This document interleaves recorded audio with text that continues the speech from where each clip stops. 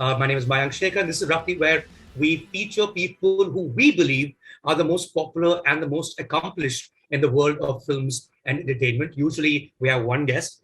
Today, we have two guests, and there's a reason for it. We're not having a debate. We're not having a discussion. We're actually two people, but who are also one entity, and a really cool entity at that. Writers, producers, directors. I think you know who I'm talking about. Raj and DK. Thank you so much, guys, for joining us. Thanks, Hey, Mayank. it's a pleasure.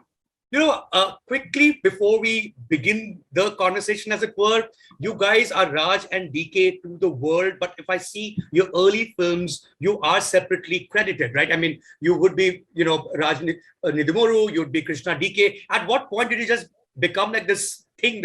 How do you merge into this one hyphenated person? It was always actually Raj Nidimoru and Krishna DK. It was full names, but we thought I was sounding Japanese. It wasn't ethnicity wasn't too clear. So I'm kidding. Nidimoru, Japanese. Just for brevity, man. It's so hard to remember. Who is this? There's a Raj, Nidimoru, DK, something, So we just said Raj and DK. You cannot mess with that. It's so easy, so simple. Which movie did you do? Did you do that in the opening credits? Was it Go Goa Gone or was it Shore in the City? Which was the first one? I think it's Go Goa Gone, because I remember the titles in Shore in the City being attached to the bike, and I remember our names being very long. Yeah. Directed by was going all over the place. So I think in Go Goa Gone. So that's what you thought. No, actually, but I do remember somebody joking about it though, man. Like even during Shore in the City, we have to revisit this, Raj. I do remember somebody joking about it, that your name is so small that people miss it on the poster. Like Raj and DK was so small. that happened with Stree poster, I think, where our names were like before it finished, produced by it somewhere there. So anyway. But would you get like a Bose DK jokes at all? Has that ever happened? I used to get a lot of it, man. See, I mean, good for him. He's not stuck with that, right? I'm the DK here. So right. There have been times when I called people, not too often, but there was a time when I did call somebody and said, "Hi, this is DK." And they're like, "Come on." And I'm like, "What do you mean? I am DK. This is Krishna DK." "Oh, shit. Okay, for real." And they thought it was some kind of a joke that was coming. Like they were waiting for the joke. And I had to But guys, coming back to the both of you are engineers, all right, by training. If I'm not mistaken, both of you from Andhra. You moved to Bombay to make films in Hindi, which is not your primary language. You started with independent cinema, graduated to what would be mainstream as it gets. This is exactly the CV of Ram Gopal Verma, of Nagesh Kukunur, and the both of you. Like, what's up? Like, what is the connection? It's almost like the next generation was the both of you. Everything being the same. I don't think Ram Gopal Verma's is the same graph. I mean, he went directly with an explosive Shiva. Right. But Kukunur, initial years, we were seeing the parallels a bit. We were quite a bit actually, because he produced Hyderabad Blues when we were doing flavors, So we could see the trajectory of that a bit more with Nagesh Kukunur. I don't know. I mean, I think you get bored when you become engineers and you start becoming screenwriters and directors and stuff. So what's going on in Andhra Pradesh? So like, what's up with movies in Andhra and coming to Bombay? I think inherently we wanted to have slightly more, given our sensibilities. I thought we felt, at least when we were starting out, when we were making movies in America, when we made a first film in America, we felt that we were a little more in the niche. Like we're not making the mainstream commercial cinema. So you're making these, a film that comes from out of nowhere, kind of a small film, right? And then I think it helps to have a wider reach. So we felt we would, probably fare better if we took the whole country as our audience rather than just one state. So that's kind of where we started off. Maybe our pool could be bigger, that our niche audience could be bigger. The group big enough, yeah. Big enough. So that just felt natural enough to come here. Except we didn't know Hindi very well, so that right there we were on the back foot when we came here. So Would you like have preferred to be English language filmmakers? I know that there was a movement early 2000s when it would seem like, like there would be like say like an English August, and those kind of films were being made, theatrically released, split wide open.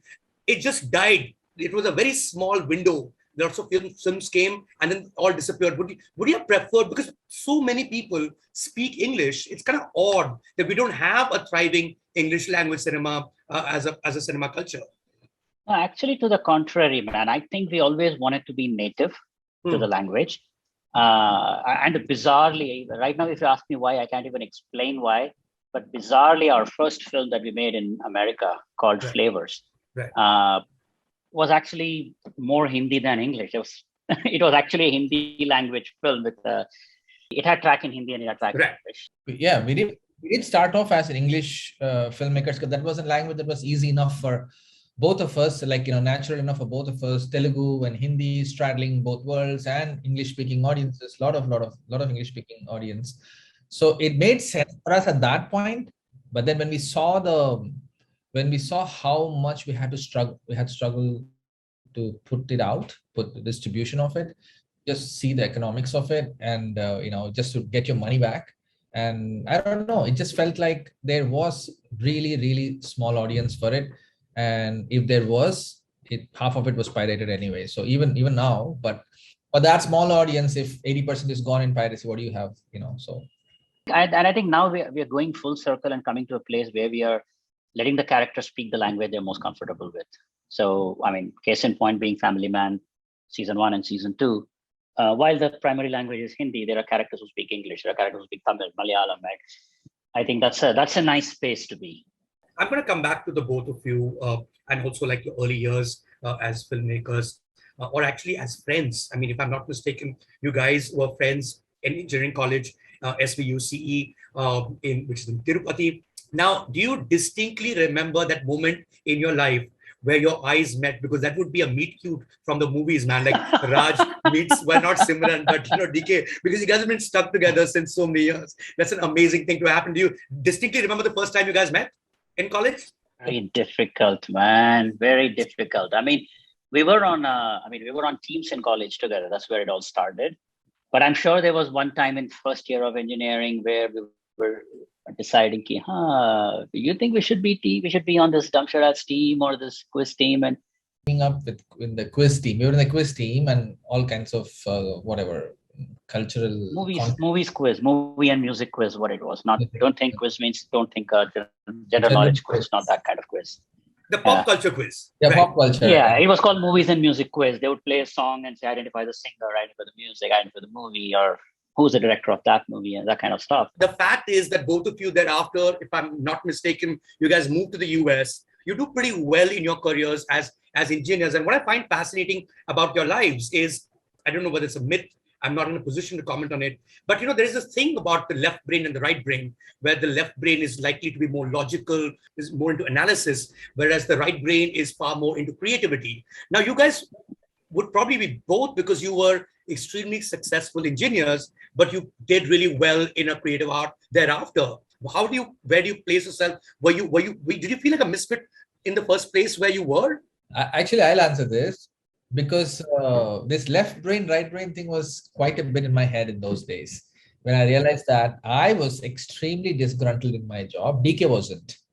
DK was sought after. So he was like this ace programmer, analyst that people used to seek after and say, solve this for us.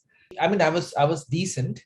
And, we did very well in academics and, all that. So it was logical. Yeah, we were all top of the line programmers. Yeah. If we had not come into movies by now, I mean, I don't know, man. I could have been the founder of Amazon or something. I don't know. You would have just made a module of like a new module of SAP saying this is wrong. Let me try to do another module. Yeah.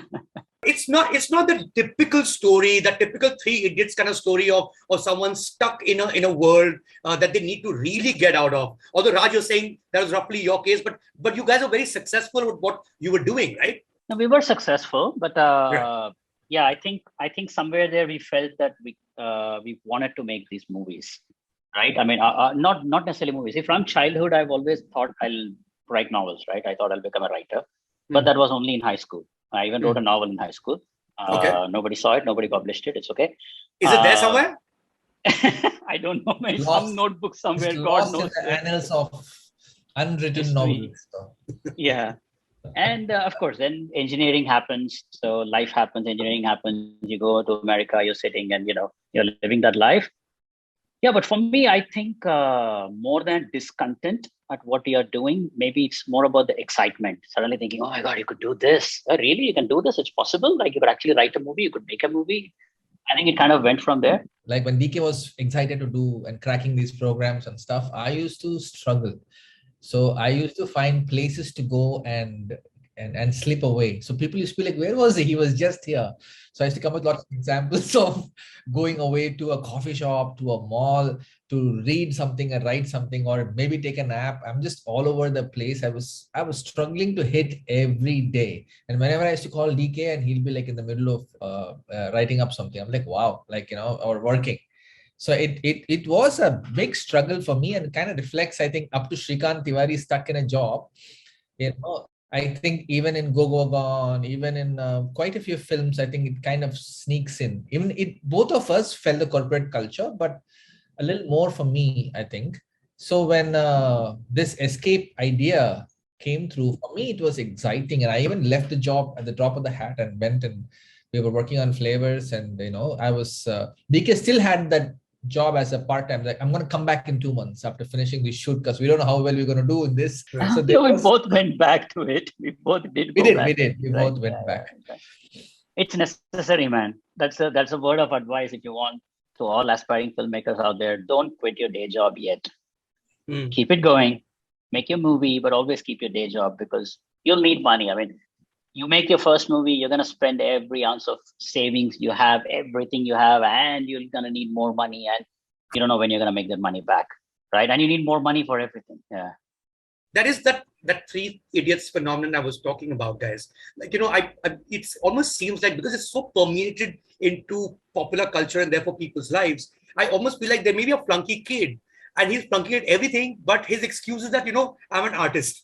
Or the other thing could be because parents have become so cool that there may be a kid who wants to do engineering, but the parent will say, no, you must become a poet. It's like it's a reverse phenomenon of a certain kind. Do you see that around you? Do you see that around people when you guys get like young filmmakers for internships and stuff like that? Maybe they're just doing it because it's cool now. I think filmmaking, like being a film director, there is part art to it, and planning and analyzing and everything else as well. Directing a film is not as pure an art form as, say, composing a song. I don't know, or painting. What I mean? These are pure art forms which needs only that burst of creativity. And of course, when you're making a film as a film director, you do need the burst of creativity. But creativity alone will make you look like a madman, going around with a bunch of ideas in your head that are not structured, right? You need to structure them. You need to, and I'm speaking as a writer director as well, right? You need to bring them into a format that makes sense as a story. One scene flows to the next. There are character graphs that are followed. I mean, there is so much organization and structure to writing a movie and making a movie that, yes, the art in it, while it's there, it's everything else around it that makes it happen. That is why I think for us, the engineering background came in handy in a big way, that we could actually, whatever good ideas, creative ideas we could get, it allowed us to structure it and plan it and analyze it and maybe reverse engineer and see how somebody else made a movie. Reverse engineering helped us quite a bit in teaching ourselves, because we didn't have the luxury or option of going to a filmmaking, like a film school. Right. You had to teach yourselves. And so what do you do? What do you know? You are so familiar with the films you watch. That's the only familiarity you have. That's the connection you have, one-to-one. To you, to Scorsese, to Spielberg, or whoever you're watching, you have a one-to-one connection. Right. Now the question is, can you make it as good or even close enough? So the idea was to, figure out how was this scene made? Why is it looking so good? So that little bit of reverse analytical engineering happened in the initial days, especially. Were you guys in the same town in the US in these years before leading up to your first film, which is Flavors? Were you in touch? No, we were not in the same town. Largely, we were in two different towns. I was in Minneapolis and Raj was in Detroit. significant distance. Like if you want to drive, you pretty much have to drive for 10 hours on the freeway, expressway, or you fly. So yeah, initial films when we made our first short film that we made was made in Detroit, where Raj stays.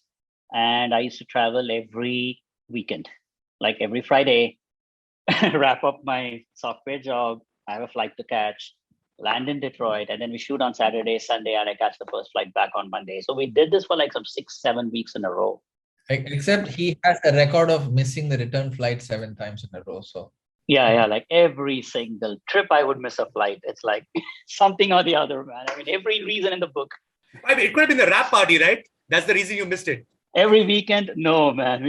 I'm telling you, we are engineers. We didn't know the concept of a rap party. We are like, Okay. we are these yeah. who are sitting and planning and, We're probably the most sane filmmakers you would associate with a film like Go Go Gone.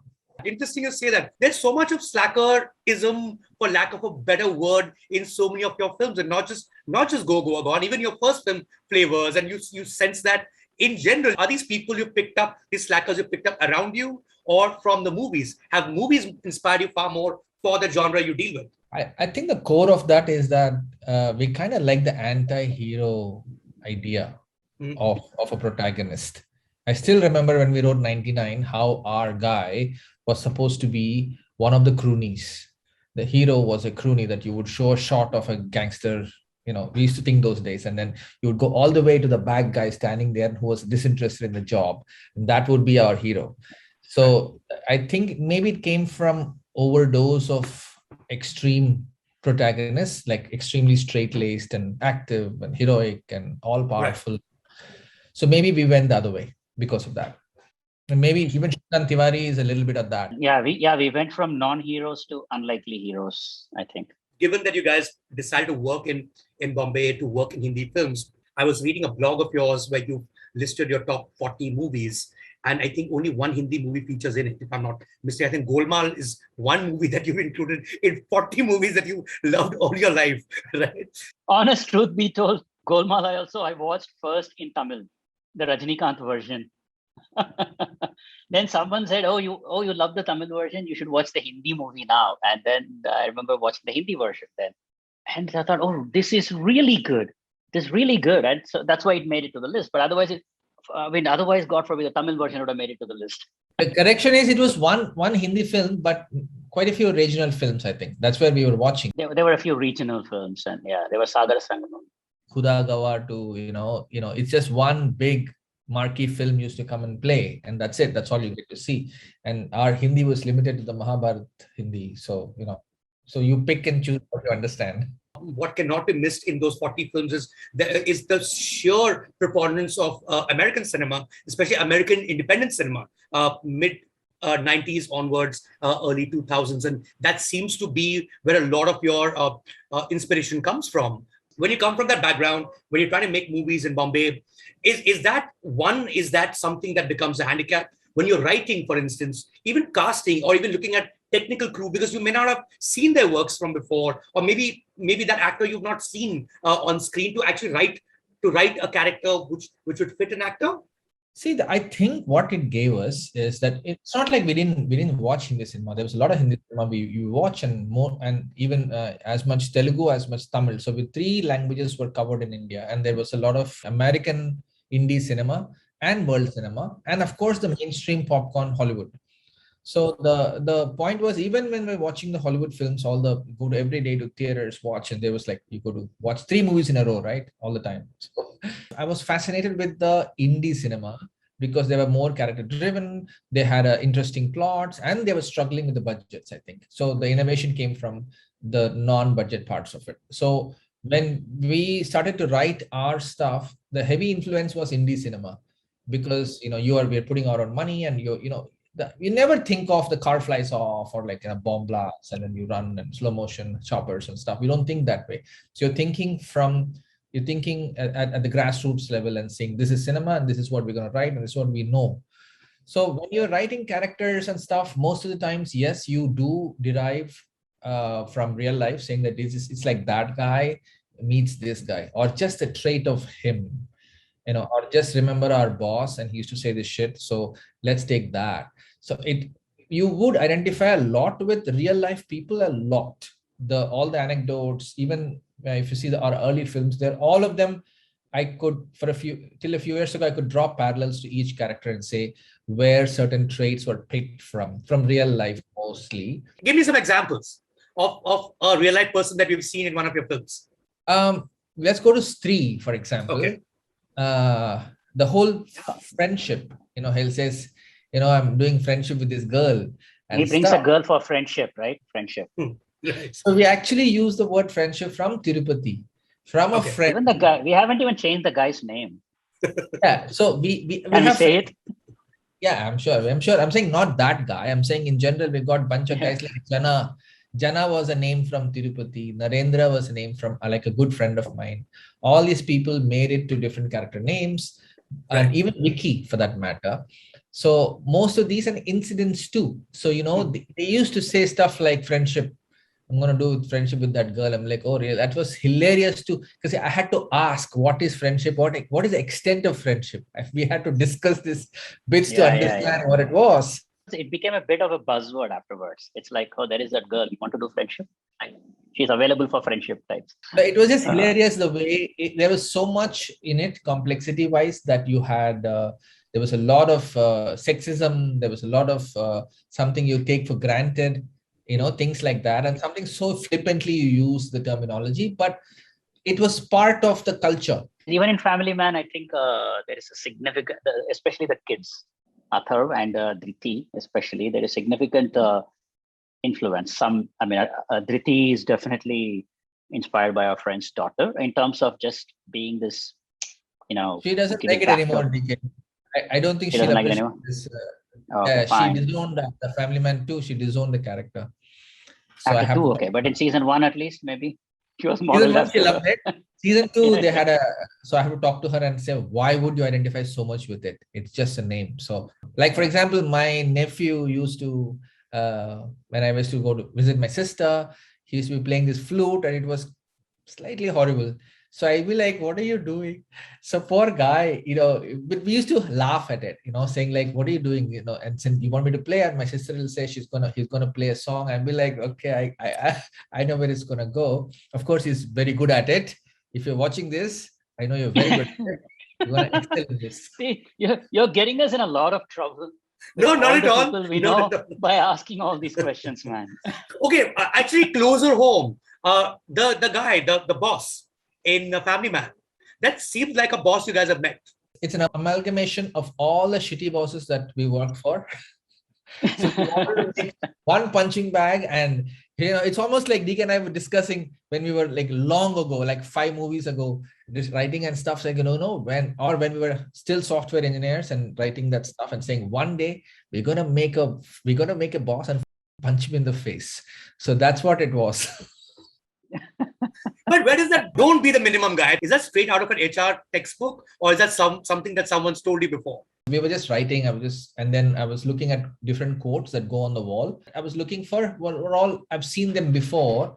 So it was always like, don't be this, or like rise up and stuff like that. So then just wanted to coin a word. It was a coined word. It wasn't there before. I don't think it's from an existing quote. It was just a coined word. Yeah, so I coined it.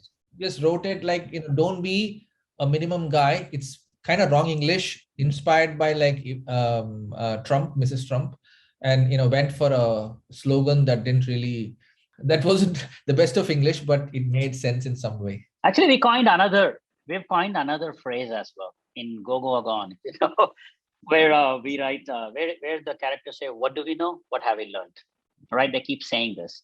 It is a slogan from their telemarketing company that they work for, the call center thing. And we also want to do a little ode to Steve Jobs Day. So we put Steve Jobs' picture and then said, what do we know? What have we learned? But that's not actually a quote he said. Right. So it's just a quote we made up. Even for that matter, the character, the Govinda's character, right? In Happy Ending, the fact that he gives make this movie. This is meet the parents first half and meet the fuckers second half. That also seems like something you guys have, some producer you've met, some actor type you've met. Go for it. We did that. Those were the exact movies also. When we Okay. made, When we said no, not our genre, then he immediately came up with 2 more DVDs. Analyze this, analyze that. so it might be slightly exaggerated, but the idea was these DVDs were given to us. Was it a star or was it a producer? It was a producer. Coming back to you guys and your dynamics, actually, I find it fascinating because it's not an uncommon thing for a lot of people to write films together. Like the most famous writers we've had, even in Bollywood, like a Salim Javed or even like say a Zoya, Rima Kagdi. So the fact that you guys write together does not seem as odd, or certainly doesn't seem uncommon, right? But when you direct together, and of course, there are examples for that too, like a Coen brothers or, Russo brothers. There's so many of them. Here, there's probably Abbas Mastan. Again, they're brothers. You guys, of course, you're one person now. How does it work? Like, what are the dynamics? Which of the two is older or is roughly same age? Yeah, we're same age. I'm sure not born on the same day. No, but No. born on the same number. Even if it's months, which one is older? DK is the chota by 3 months. 4. Yeah, 4 months. Yeah. See, we write together, so we write to direct. So right there, most of it is done. Somehow for us, we haven't seen another guy make a film. We have never been on sets before. In fact, we've never visited a set till we made Go Go Gone. Like I've never been. I really wanted to go. Even while shooting Go Go Gone, I said, can I just go to Maniratnam's set and see how they do it? I'm sure they do it better than us in terms of structuring or organizing or whatever execution, because we were just doing it on our own. It's like complete reinvention of the wheel. So we know only one way to make movies is to first write it. So we just write it together, hash it out. Everything is there. So it almost feels like we've directed the film on paper. Now it's execution time. And now you go with the actors, all the brilliant actors that come in, especially lately, all these really tremendously talented actors come in and take it to another level. So you watch this happen, or even a DOP comes and takes that scene to another level. Initially we used to place the camera and say, this is where, because I don't know, we didn't know another way to do it. So this is how it's going to be. It's going to move. He's going to come from here. We still do that, but then we have great collaborators now, all the technicians to actors who kind of elevate it to the next level is what. Sure. But how do you guys complement each other? Like Raj, what would you say as DK's core strength, and likewise, what would you say, DK, is Raj's core strength when it comes to either writing, direction, writing scenes or executing scenes on the set? What would be the core strength of either of you? DK has a nickname that everybody else knows. DK is already a nickname. He can't have another nickname. DK is also called Logic King. So, so you can't go wrong in logic. Or I'm extending logic to a very broad sense in terms of sensibilities of the structure, or how does it even make sense for a scene to come here, or this is not how he would have behaved because of this so and so, or in a much broader sense, to a minute sense, like, no, this shirt doesn't fit in this scene because he didn't wear that. From continuity to the larger level of creative flow. His core strength is that. So I stopped using my left side of the brain much with DK. So I'll be like, DK, is that right? Can we think of a scene here? He says no. I said, okay, that doesn't work here. Not just that, and he also works a lot with just technically super sound. From cinematography to editing to even VFX and all kinds of things. Basically, technically, he's pretty sound. So he deals a lot more with especially the DOP and even the editor. So he's technically solid in that. So that's where I would fall back on and not think too much about, because it's taken care of. It's taken. He's there for it. So. Raj likes to nitpick on every little detail, so it's actually frustrating. But he's like, I said so many good things about DK, and this is what. This is a good thing, actually. It is actually a good thing, right? It eventually that's a perfectionist or whatever. He's like looking at all these little things and saying, this guy doesn't look like, whatever. He doesn't look like a millionaire. He doesn't look like this. He doesn't look old enough. He doesn't look young enough, or he's not saying it right, or he's not wearing the right clothes. So so there is a lot of things he tries to disrupt, right? When you think, oh, it's all good, then Raj is like, no, this is not good. No, this is not good. That is not good. I'm like, okay, shit, now let's go redo all that again. Nothing sounded good here, but yes, looks like I have people say like, I think, sir, I think you better come to the location. Or DK will say, you better, I said okay to it, you better come and see it and don't complain later. Invariably, it looks like I've gone to a place that was already done or something locked already and said like, this doesn't work. And people were like, I knew it. So, see, the idea is, I think he keeps going back to the, I think he doesn't shy away from disrupting. That's what I'm saying. Like once you and I sit here and decide, okay, let's do this. Okay, let's do this. Okay, done. We're shaking hands. We're going to do this. And we're thinking it's done. But he could very well come tomorrow and saying, listen, I was thinking about it. I know we agreed we'll do it, but let's not. Let's change it all over again. It's like, so he keeps doing that a lot, with the intention of making it better, right? Obviously, sometimes just because you agree on it doesn't mean it's a good thing anyway. Whose word prevails? I think we kind of come to a consensus only. Typically, we always come to a consensus. We are both sane people. We think logically, right? We weigh the pros and cons. And sometimes he'll also agree, yeah, I have these niggles, but in the bigger picture, it's okay. Or sometimes I'm like, you know what? These niggles are not niggles. They're actually big problems. So we have to change, right? I know that it's possible for multiple directors, and there are multiple directors of series, for instance. Like say, if you take a Sacred Games, one part was being done by one director, the other part, I just don't mean episodes, but even characters and stuff like that. Is that how you would split, say, when you're doing a series? Would you not be at the same point? Because you can actually cover a lot more material if you're doing one thing and both of you are doing different things. Or would you still be on the set each time together? Yeah, the latter. No, we don't. See, what you're talking about is like a split unit, right? Once in a while, when under crunch for time, when under pressure for time, and when it's a big, complicated sequence in a big location, yes, we do split up units. When it comes to filmmaking, right? I mean, this entire unit is not just the director. So I could be in one place and Raj could be in another place. But then, yes, right, you need an entire unit there. You need all the actors. You need the ADs. You need the DOP. Crew, right? You need the entire crew, right? Right. Sometimes it's possible, especially in action sequences. We do tend to split up. Like I would be doing one sequence here with this set of acts. Like there is a little chase or crash or something I'm doing. Meanwhile, there's another piece that's happening that eventually we'll edit together. He'd be handling that. And we probably have extra cameras and extra cameramen that day. So we are set up to do that. But on a typical day, no, there's only one unit that's running, one show that's, one shoot that's happening. And both of us are there. Is it easier because you guys know each other? You've discussed it before. So it's okay if DK is there and Raj is not. Does that happen, or Raj is there, DK is not even on a set, for instance? It does. Sometimes it happens. Yeah. Sometimes it does happen, especially if you're comfortable enough. Like if we've discussed the scene, like you said, very well, and we both know what we're going to do. Like he knows what I'm going to do when I go, or I'll know what he's going to do when he goes. And sometimes we do that.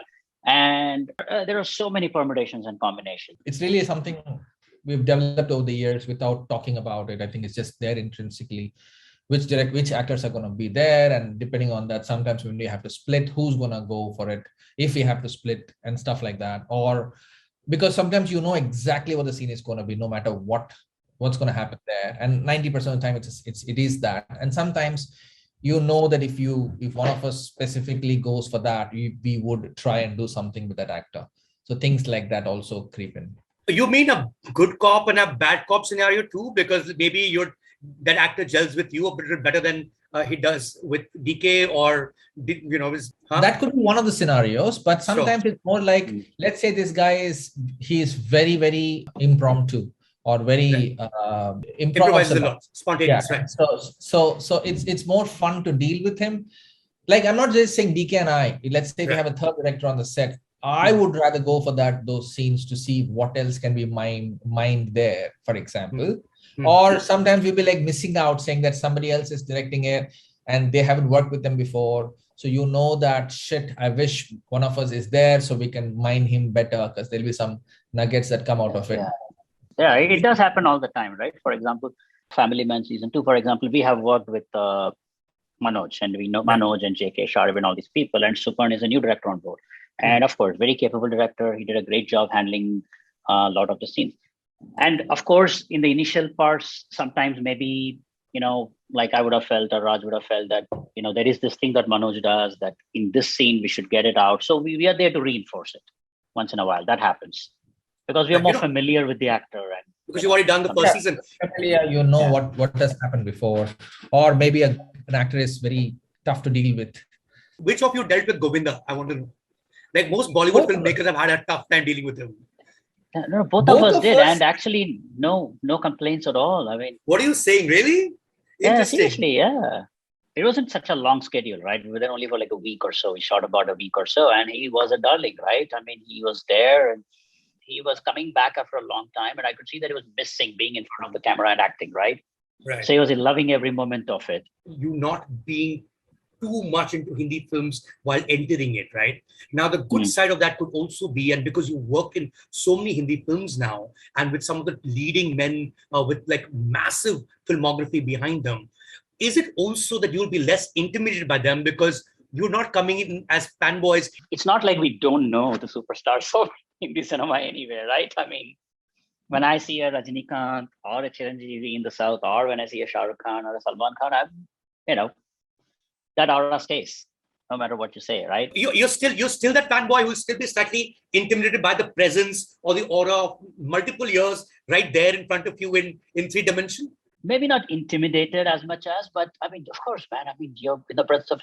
I mean, there are certain big superstars, right? And you have to take that in, and of course, then you'll overcome that. We just met Kamal Hassan like a week ago, or and for the first time. Pretty much the first time, right? Except for in a party saying hello and taking. Yeah, we met a hi hello thing, but this was an actual meeting for the first time. Yeah.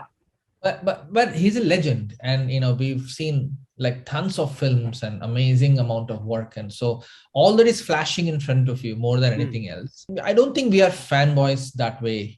For even people used to ask us who's your favorite actor or director. It was hard to pick. It was always like, I like this film, and this is what I learned from that film. So, but there are a few people, like handful of actors and musicians and who we are in awe with, that these are the people that have influenced you, or you look up so much to that. I have like basically maybe not even a list of 7 people that, that I would not shy from saying that, can I get a picture with you?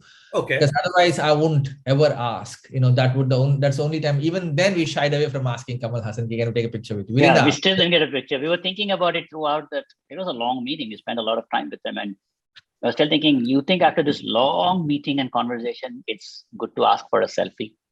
And we are like, no, let's not. Let's get out. So what happened the time that you narrated a subject to Shah Rukh Khan? And I'm sure that was a pretty long meeting too. And he, if I'm not mistaken, he really enjoyed your script, said yes to working on it. What happened there? Did you feel the same way as you did with Kamal Hassan?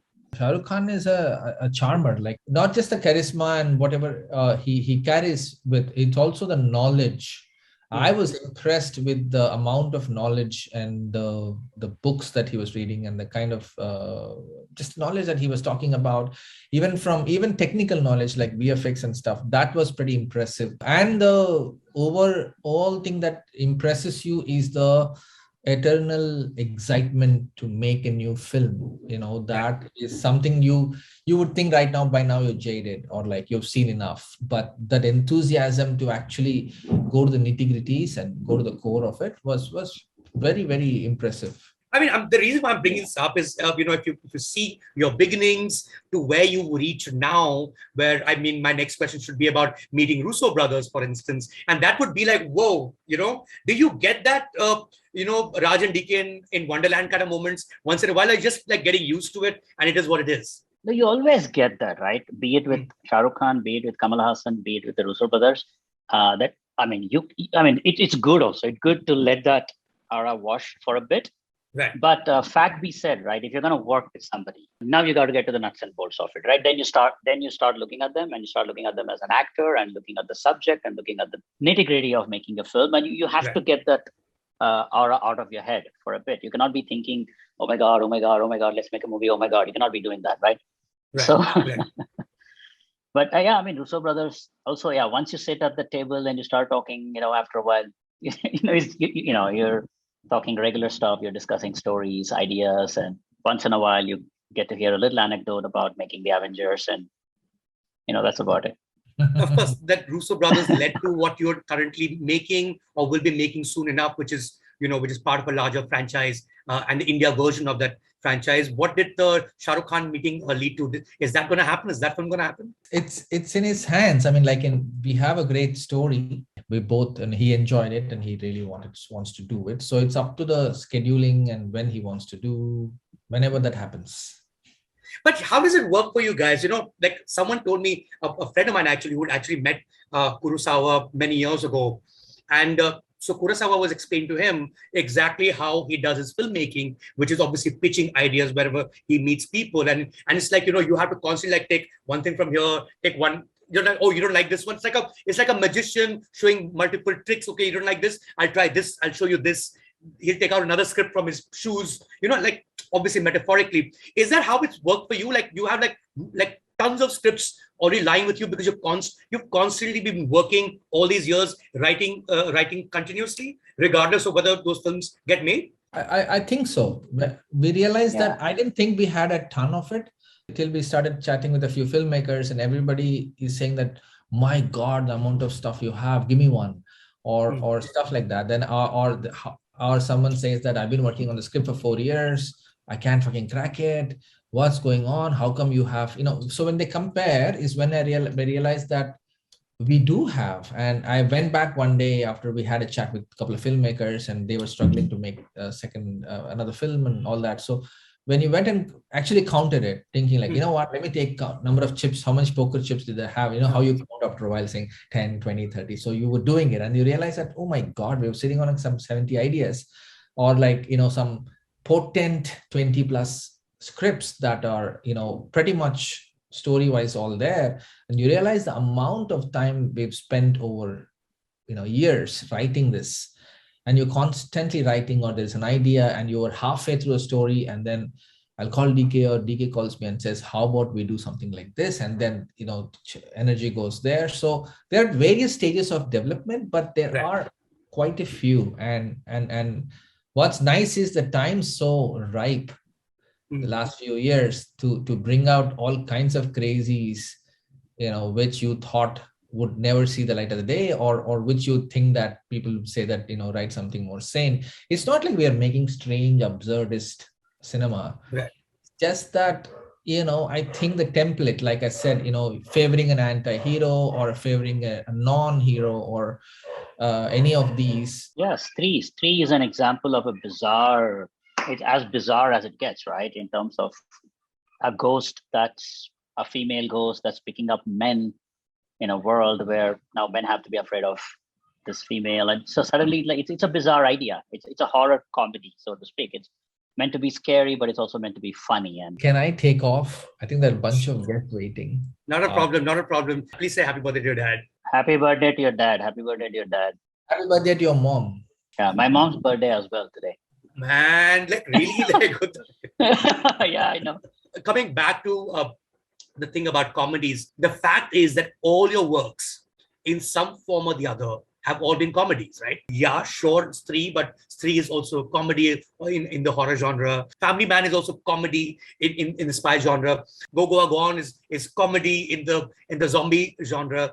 Now, when you do a film, when you do a series with, say, Manoj, right? And I find that interesting because I think it occurred to me while reading about Family Man that he may have never done comedy all his life. He's probably never ever, as an actor on screen anyway. How would you pick someone like Manoj for a part in a genre that he's never attempted? Of course, it's also spy and he's done gritty films and all those things, but they've all been serious roles. How or why would you pick Manoj for a Family Man?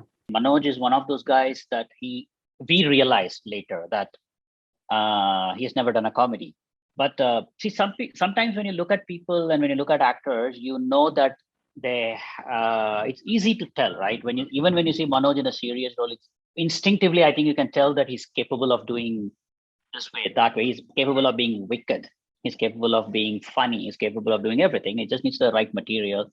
I mean, maybe not an out-and-out comedy. Either way, we're not trying to make an out-and-out comedy. We're trying to make it realistic, a real film, a real man, but just the wit and just the the spontaneous humor needs to flow. And a lot of times you go with faith in the actor.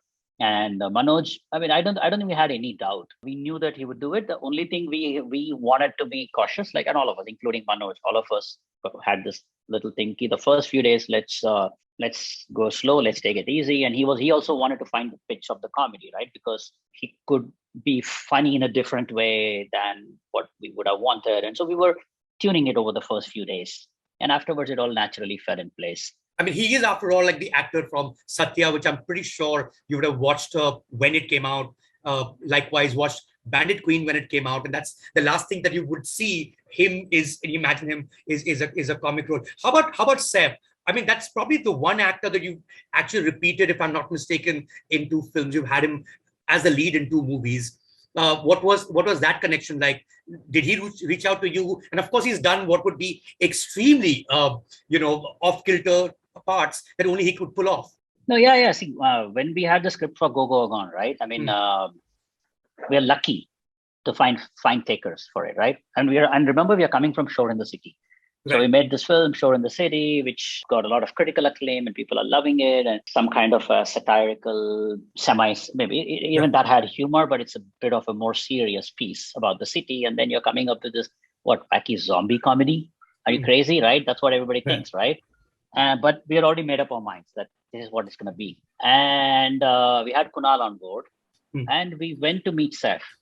And Saif was like, okay, what is it you want to make? And then we said, so it's a zombie movie. And he's like, zombie? Really? People in India are going to watch zombies and this? And okay, fine, tell me the story. So I'll tell you what, okay? Verbatim. So we told him the story. Like we told him only half the story till the interval point.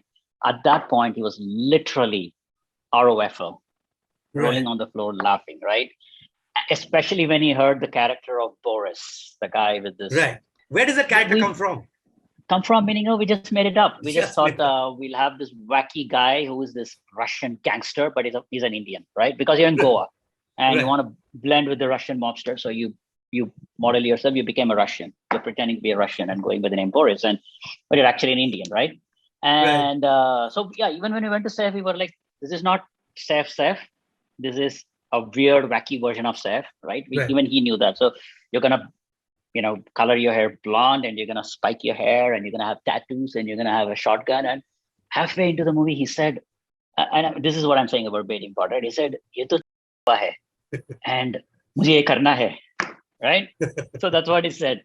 And he was like salivating over the thing. He was like, I'm going to come with a shotgun. I'm going to be this Russian gangster. I'm going to shoot zombies. And he was sold. It was a humor, and it was just the quirkiness, the fun of it and everything. And he's always been a guy who veered towards that kind of stuff, right? He's always a kind of guy who was something that's out of the ordinary, was something that naturally appealed to him in general. But of course, sometimes a better sense would prevail in saying, I don't know, man, this is too risky. I don't know if I should do this or not. All that would happen. But ultimately, the child in him or the wacky person in him, he had to do this. A lot of aspiring filmmakers will be watching this, DK. And I mean, the kind of story that you had over the years, it's a deeply inspiring story for filmmakers for sure. Especially at the time when you guys came in, so much was about getting people to cast, because then thereafter the money comes in, thereafter the film gets made. You could have multiple ideas, but if someone does not say yes, that idea is not going to be on screen, right? What is it that you've managed to crack about pitching? Because we meet people all over North Bombay, and they're all sitting there with all these scripts that never get made. What is it that you know about pitching that maybe people should also know about? Also, now that you're a producer, there are people who pitch to you too. See, the 2 parts to it. And now that we are producers, it's actually an entirely different idea I'll give. But versus how we went about this is like, it's not that different from what you said Kurosawa said, right? You give an idea, not working, here's another one. No, not working, another one, right? Our idea is not that far away from that. Like, key word, I think, for us was adaptability. We would go with the concept and say, you know what, I want Amir Khan for this. Oh, Amir Khan's not working, that's fine. I'll do with a much smaller actor also, right? That's your adaptability. You do have to make changes to the story. You have to tweak the character, tweak the scale and scope of the film. But we adapted to that quite well because we were coming as independent filmmakers, having made our own film in America. So we had this little knack of saying, give me $10,000, I can make a movie. If you give me $100,000, I'll make you a better movie. But if any amount, I'll make you a movie because I have the idea. I'll just have to figure out what I can cut and how I can shape it and how I can change. So I can still make this movie given the resources you have. And that's kind of how originally we started out becoming filmmakers. And of course, the casting journey was not a small journey. It took us almost 5 years to cast for our first Hindi film.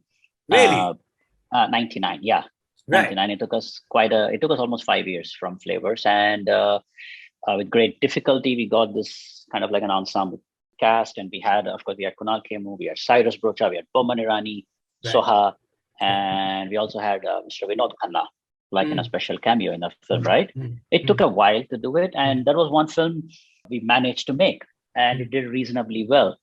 But right after that, in the next film that we made, we actually, instead of, a lot of people think they should go bigger, we went actually smaller in terms of budget and scope and scale, right? We went with Shore in the City.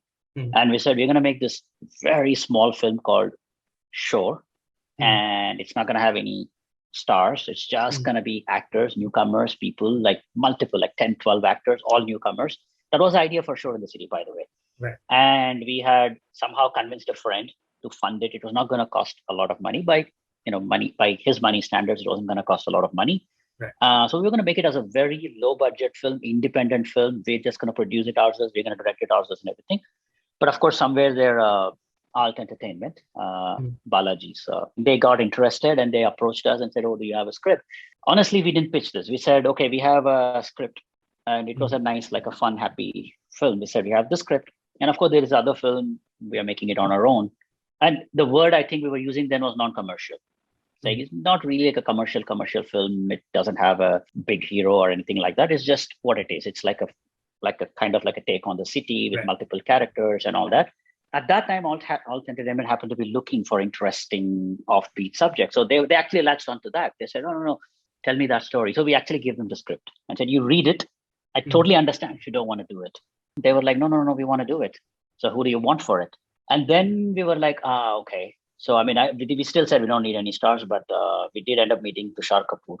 And he showed a lot of interest in doing that role. And we were like, okay, great. I mean, we actually have a star who's interested in doing it, which we weren't planning for.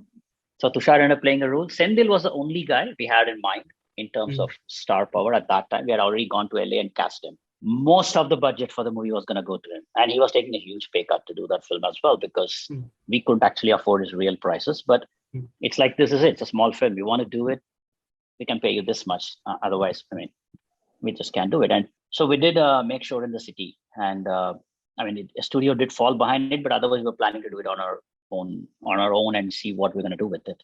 Right. So, I mean, the trick also is the fact that if one thing does not work out, you have something else that you've also worked on, which can become, so you constantly engage with multiple ideas, right? Exactly. And the fact that we were ready to make Shore in the City on our own, if nobody else was funding it. And because it was small enough, we thought we just had to find a couple of people who had just enough money to make it happen, right? It's not like I needed a big studio to make it. To give the viewers an example, how many things are you working on right now? Because I personally lost count. I mean, there is Gone 2 that's going to be made for sure, right? There is a series that you're doing with Shahid Kapoor, if I'm not mistaken. Just give a sense of how many things you're currently working on. We are currently in production in the series with Shahid and Vijay Sethupathi. And we just wrapped up production on a series, a very cool period series. It's a satirical comedy set in the 5th century called Gulkanda that we just wrapped, and it's being directed by Rahi Anil Barve of Tumbar, the director of Tumbar. And now I'm still shooting this one with Shahid and Vijay Sethupathi. And right after this, we have another series that we'll be putting on the floor. And right after that, we have Citadel, which is also in development and which we are aiming to start shooting in a few months. And then there's Family Man 3. Right. Right. And those are the series we have.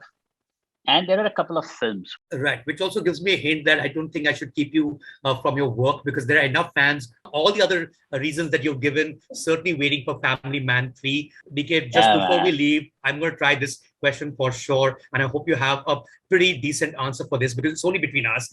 Family Man 2, it took really long for that particular season to come between the time that the trailer was out, the actual season dropped online, right? And of course, there were multiple speculations on why that was the case. Amazon Prime Video was going through stuff, Tandav happened, and all those things. What changes did you have to make for Family Man 2 for it to not get into trouble at all? Because I'm sure that was the reason. If not for the pandemic, Family Man 2 would have released almost approximately a year from Family Man 1, right? Right. Because of the pandemic, we got delayed a little bit. Of course, we were planning to release in February and the whole Tandav thing happened. So a lot of things went on were kept on hold as a platform thing, right? They were not specific to Family Man at all. Like actually nothing released, I think, because there were a new set of rules that were coming in, like OTT guidelines and rules and stuff that they had to adhere to. And if I'm not mistaken, that's the reason. I'm not even sure if any Netflix series released during that period either. Not for any reason, not for the show itself, but because to put out anything, there have to be certain things they need to adhere to, right? There has to be certain things. So there was some time that went into it, and as soon as possible, we released the show. We didn't really tinker with it much at all. Define much. Not much at all. Nothing that would impact anything. Maybe a subtitle here, a word there, which keeping in mind the new guidelines and stuff. So there were certain new rules that came in when it came about. There are actually specific guidelines. For example, something that's a cause for concern in terms of national security or your allied nations or stuff like that. So we just had to kind of make sure that we were adhering to all the rules, kind of a thing. But other than that, there is no major censorship kind of a thing. Definitely not because of that controversy. Are you re-looking at stuff that you've written in the past and kind of seeing where it fits into the current IT rules imposed by the government? Not specifically, no. But see, we have never. I don't think we made anything that has gotten into trouble in that sense, right? We've not been about, stirring up stuff, or even, or for that matter, okay, even in season 1 Family Man, when there were absolutely no restrictions on nudity or cuss words or anything, it's not like we had any nudity, nor did we go overboard with cuss words. So I think somewhere there inherently we kind of have a certain parameter that we go by. I was hoping for like a headline hunting answer to the last question. Clearly that did not happen, DK, but you're always a pleasure to talk to. And I hope we can do this in real life very soon. All the best with everything you're doing. Thank you so much, DK. Take care, man. Yeah, take care. Okay, bye.